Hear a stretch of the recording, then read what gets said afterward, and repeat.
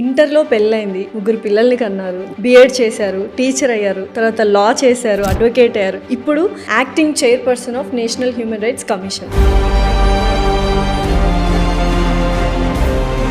అయితే ఇన్ని చేస్తున్నప్పుడు ఆ టైంలో ఇంటర్లోనే పెళ్లి చేశారు కాబట్టి బంధువులు కానీ చుట్టుపక్కల వాళ్ళు కానీ ఆడపిల్లవి మహిళవి నీకు ఇంత అవసరమా? సీత గురించి చెప్పేటప్పుడు నేను ధైర్యంగా నిలబడగలగాలి.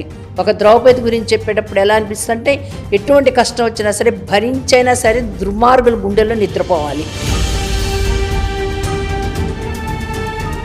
ఝాన్సీ రాణి, రాణి అహల్యాబాయి హోల్కర్, జిజామాత ఇలాంటి వాళ్ళందరూ కథలు చెప్తున్నప్పుడు వాళ్ళలో కూడా ఒక దేశభక్తి, ధర్మం పట్ల విశ్వాసం.